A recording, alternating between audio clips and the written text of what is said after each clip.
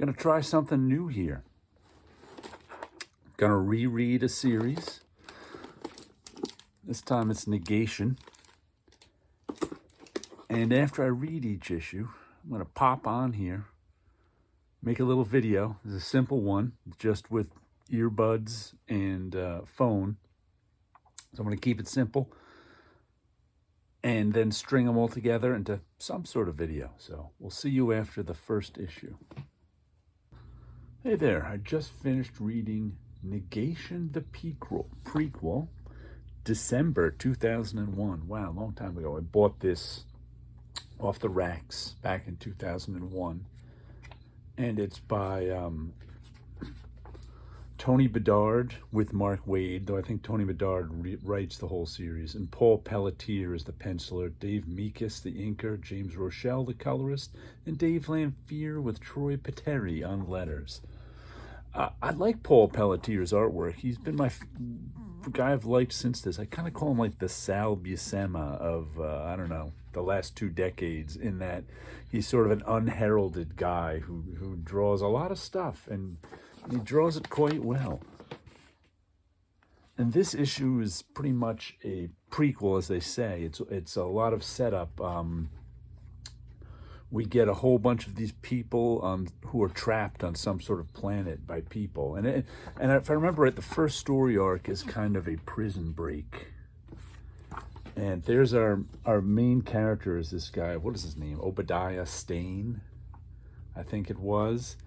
And he is trying to lead he's sort of a normal human, but he's a military guy. Some people on here in this story have superpowers, some don't, and he's just kind of a regular military. He's their tactical guy who's trying to figure out what's going on. So all these different people are trapped on this planet. They don't know by who, they don't know why, and she's one of the first. So she's really like a Thor, a Superman level superpowered person, but their powers are sort of muted on this planet. Crossgen was one of the first companies to kind of get computer coloring right too. Back in 2001, when Marvel and DC were still finding their way stylistically with computer coloring, I think Crossgen really got it right. So this was a really good first issue. I remember it gives you just enough mystery to want to keep going, and lots of sort of exotic flora and fauna and very sci-fi action oriented. So I really enjoyed this prequel. It's good stuff. Lead character in this, our hero. And in this issue, and you know what I just realized in reading this? This is the latest Marvel What If TV series on Disney Plus. Is very much like this, in that in this Charon is the main villain, much like Ultron is in the What If story. And Charon has conquered his whole universe, and now he's looking to alternate universes to conquer. That's kind of the same thing that went on in the Ultron series with the Watcher, and Ultron discovered other universes he wanted to conquer, except he didn't kill everyone in his universe. So that's what's happening in this.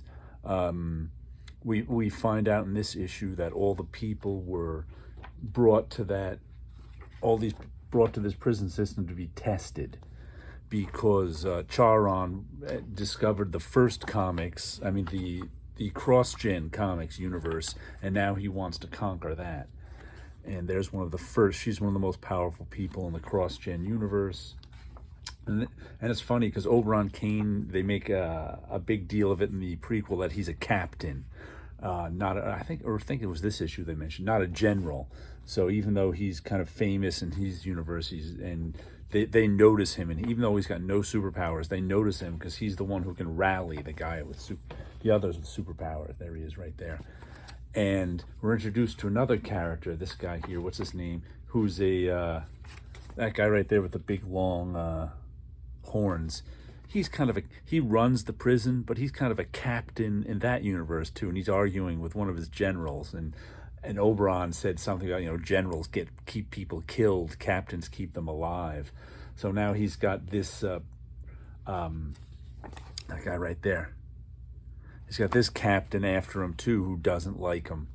And Charon, the god emperor of this universe, actually shows up in this issue. He makes a first appearance, and they make a big deal of that because Charon usually doesn't show up anywhere. He's the god emperor of the universe. He doesn't take an interest in day-to-day operations, but here he is, because this day-to-day operation is all about testing the people of the Crossgen universe for him to conquer. So that's why he's paying attention.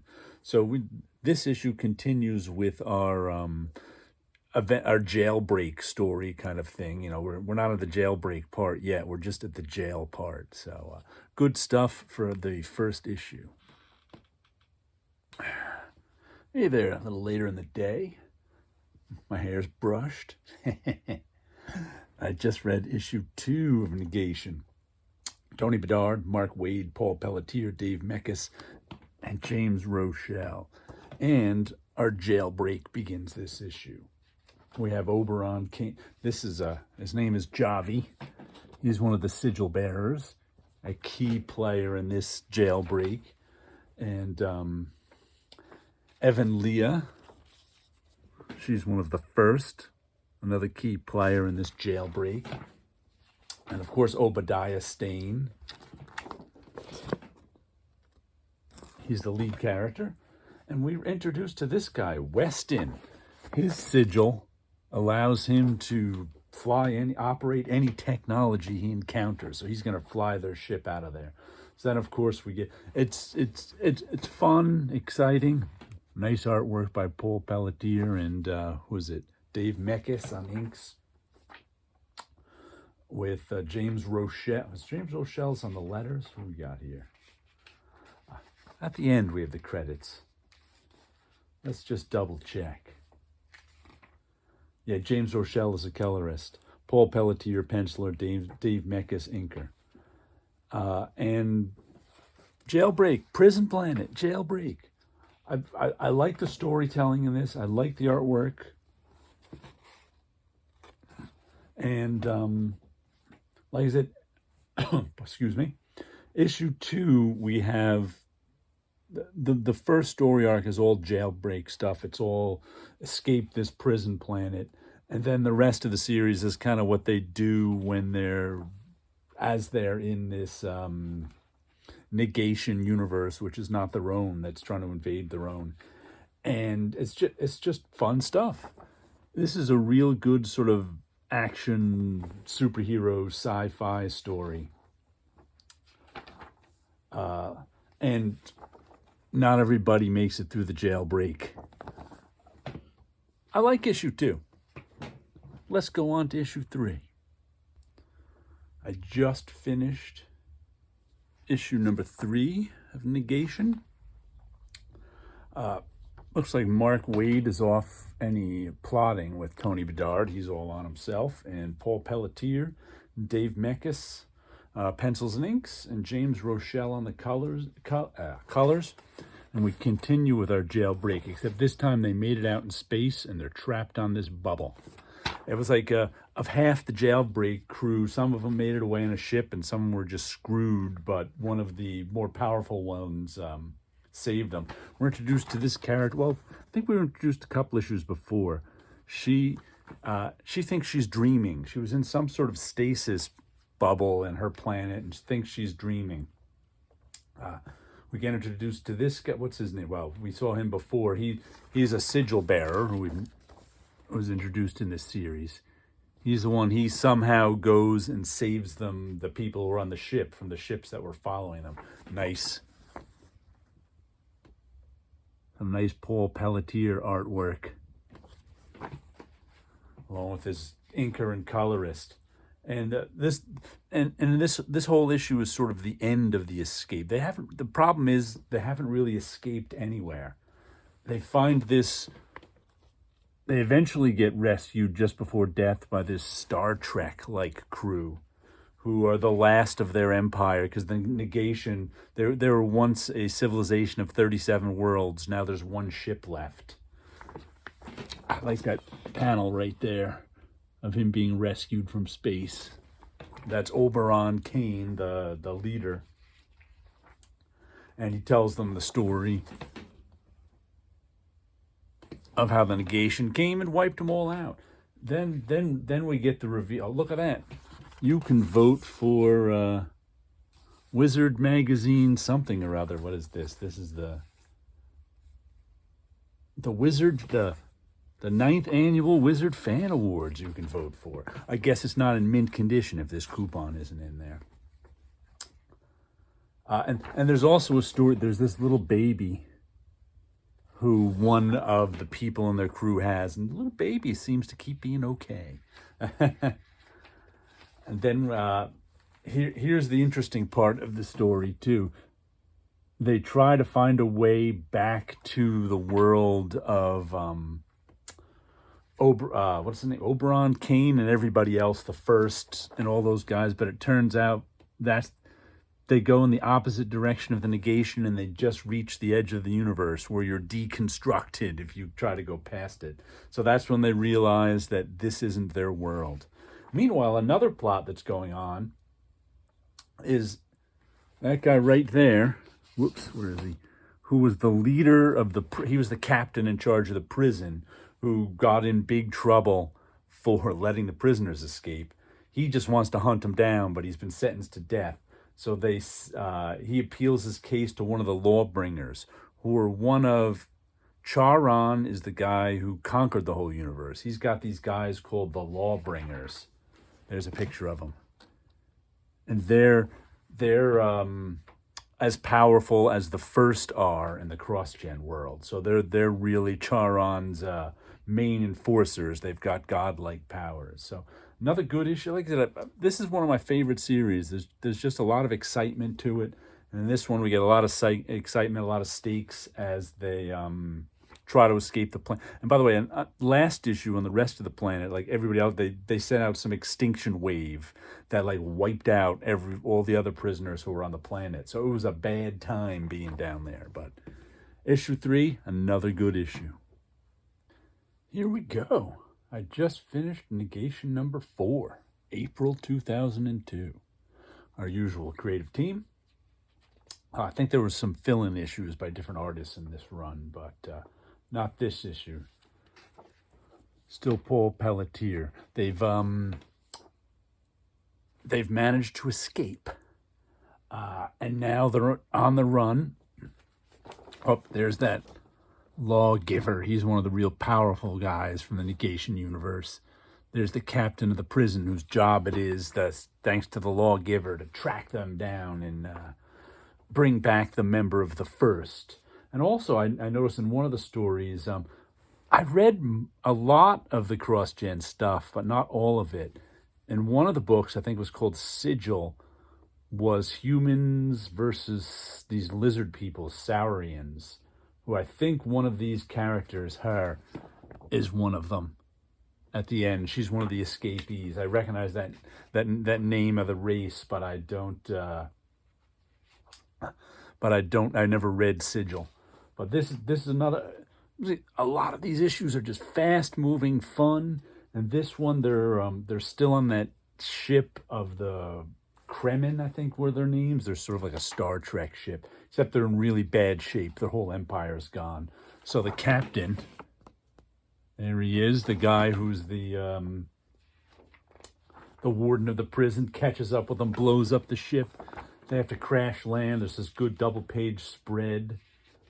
There's a good crashing shot, too. There's a good double-page spread of the environment they land on. They land on this frozen world, and now they've got to stay one step ahead of the guy who's chasing them. So there's the woman who's... It's, again, nice drawing. Crossgen really did... They were the first company to really do computer coloring pretty well. And, you know, a lot of coloring and, you know, a lot of color art in that drawing too. So this is all about them getting, blasted out of space and landing on this world. Good stuff. There's still most of the series is a chase scene, if I remember right. So they continue the chase with this issue. Good stuff. Here we go. Just finished issue 5 of Negation, May 2002. Our same team. Whoops. We've had. And this one, they're still on that ice planet where they escaped to, and the captain of the prison planet is still chasing them down. And now we get, once again, some nice artwork. There's some good visual design of alien stuff in this issue. So they're on the ice planet. The ice planet has got a negation outpost, and underneath are, like, I guess some kind of natives of the planet who are these walrus monsters. And so the captain of the guard shows up, and the captain who's hunting them shows up and is like, "Hey, you guys are following my orders now." Meanwhile, there's Kane trying to figure out how to steal a ship and get off this planet. And once a lot of chase here. There's our Sauron lady, our lizard woman, and a different. There's some good design of these amphibian aliens. And I won't go through the whole plot, but they try to steal a ship and things go wrong. And here, I don't know if I mentioned it before. In the Negation universe, the Crossgen universe powers don't work right. So the Evan Leah, the woman who's one of the first, who's the most powerful, her powerfuls don't work right unless she's holding hands with this other guy who has a Crossgen sigil, who's able to heal people. But meanwhile, this guy, who's a magic user, has been working on his power and has gotten them almost back to normal. He's not a sigil user or anything like that. He just has magical powers back in the Crossgen universe. And some water's rushing in on him. I really like the art in this. Paul Pelletier does a really good job. And he does a good job designing these monsters that are chasing him. Overall, I just think he does I haven't read a ton of his stuff. I was reading The Hulk when he did it, I don't know, 10 years ago now. But I haven't read a ton of Paul Pelletier's stuff since then. But his Negation stuff is really good. Issue 5, another good issue. The chase continues. Here we go with the Negation number 6. I think I'm going to wrap this video up with this one. I'll continue on with the series, but I don't want to make each individual video too long.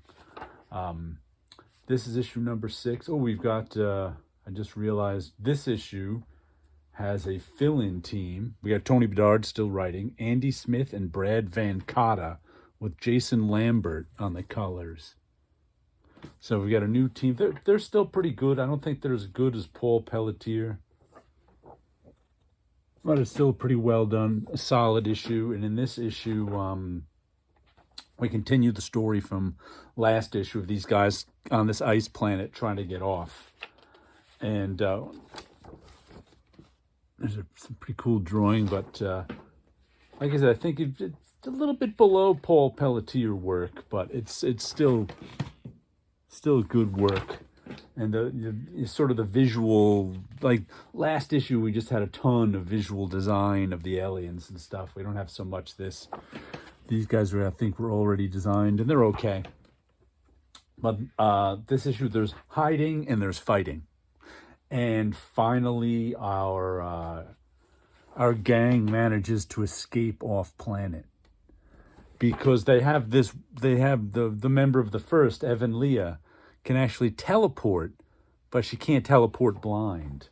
So she was able to do some superheroic stuff and go off planet.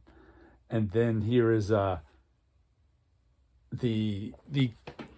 captain who's hunting them down is fighting with the local, the Negation Outpost local, who they've been at odds the whole time, because the captain is still on the special mission from the all-powerful lawgiver.